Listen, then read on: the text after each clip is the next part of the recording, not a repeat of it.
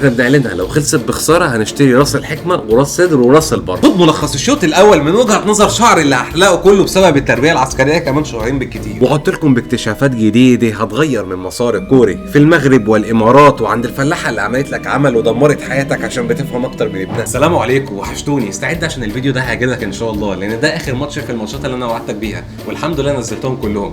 انا عارف ان الدوري هيبدا كمان يومين، بس انا هاخد اجازه يومين لان انا عمري ما اشتغلت 10 ايام ورا بعض، فالموضوع مرهق بزياده. المهم انزل اعمل اللايك واديني التعليق الحلو لان ده بيفرق معايا كتير جدا، ويلا بينا. بدا ماتش الاهلي والعين بان اسيا كبيره وفيها لعيبه كتيره وانديه حلوه، بس الاهلي عمك واللي بيجي على السكه بيترقع. وبعدين قبل ما اتعمق في الحلقه، هو ليه الاهلي كل ما يجي يغلب فرقه 3 4 يقول لك مش ده الاهلي اللي احنا عارفينه بس هو كسب؟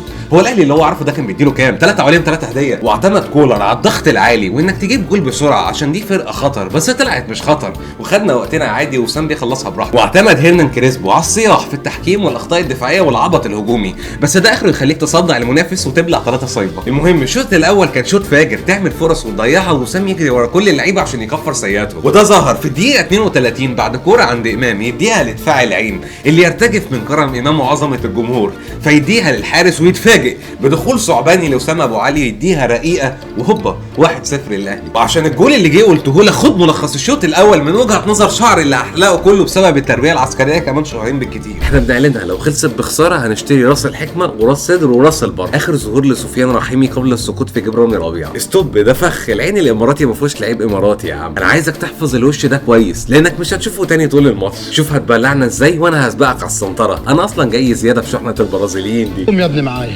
انا لميت لك حاجتك كلها في الشنطه دي، عايزك تشوف حته كده تقعد فيها. حرام عليك يا خالو، ده بيت امي. يلا يا بلاش مناهده، بلا خالو بلا ماله. حرام عليك يلا يعلم شكلك. انا فاكر انا وزلاطن، كنت انا وزلاطن بنلعب احنا 2 راسين حرب. كابيلو اكبر المعجبين، من اكبر المعجبين بيا انا وزلاطن. كفايه ضغط بقى، احنا متعودين على التحب القاس والعباسيه الاماراتي، بيجيبوا نفرين ومكنه ATM. يا رب هي التشكيله فيها دفاع ونص وايه، نفسي اجرب الحياه بعد دايره السنتر. طب استنى بس، لا بيتك يا نهار اسود منيل، استنى في المله وين بيننا. باشا البلد وصل، حاج ابراهيم سمبل، نجم العالم الحاج ابراهيم سمبل. سفيان لو سامعني، الشناوي طلع شيك وطويل ولابس موفي. الحمد لله على السلامه. لو انت جديد اعمل لايك وتعليق واشتراك، ولو انت قديم يبقى عيب لو ما عملتش كل ده احنا عشره، لان دي اللحظه اللي بقول لك فيها اثناء متابعتي للشوط الاول والثاني لفت انتباهي اللاعب اللي طلع علينا في الاولمبياد، نجم المغرب اللي الاهلي اختار بيرسي تاو بدل ما يجيبه. سبحان الله سبحان الله، تاني مش مكمل. سفيان رحيمي. وما لقيتش السبب لكل ده، وده اللي خلانا الجا للصحفي الكبير ابو المهازل.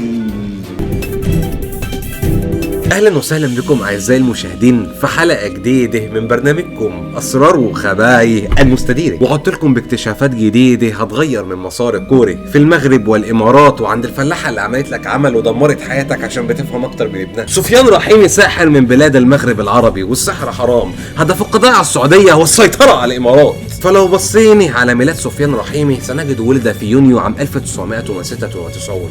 يونيو 1996 الذي يوافق شهر محرم في هذا العام، محرم الذي به عيد عاشوراء.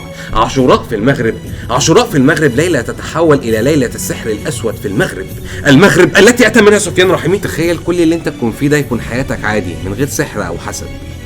طب خد المترابطه، الساحر الاسود منفذ اكبر عمليه احتيال على بنك اماراتي خرج عن صمته وقال انه استهدف بنك دبي الاسلامي وقضى عليه 242 مليون دولار. 242 هذا الرقم اذا اخذته وقسمته على اي رقم من 1 إلى 30 لن تاخذ اي رقم صحيح الا من 3 ارقام، 2 11 22. 2 وهو عدد اسيستات سفيان رحيمي امام الانديه السعوديه، 11 وهو عدد اهداف سفيان رحيمي امام الانديه السعوديه، 22 هو رقم الاسطوره محمد ابو تريكه الذي قال ان سفيان رحيمي يستحق الكره الذهبيه الافريقيه. انا منبهر، هذه المعلومات جت بفضل الله عشان نخلص الحلقه لان انا تعبت. طب خد الناحيه السريعه، اللبس الثاني لنادي العين الاماراتي هو النادي الذي يلعب له سفيان رحيمي، لونه موفي في اسود.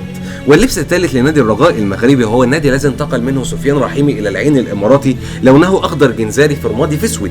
اسود واسود، السحر الاسود وبشكل خيوط. اذن سفيان رحيمي ساحر من بلاد المغرب العربي والسحر حرام، هدف القضاء على السعوديه والسيطره على الامارات. بشكر الكابتن الكبير اللامع مهند على الاستضافه الجميله دي، وبوعدكم بالظهور في حلقات جديده من برنامجكم اسرار وخبايا المستدير. سلام. ايه اللي بيلعب في الجيب ده؟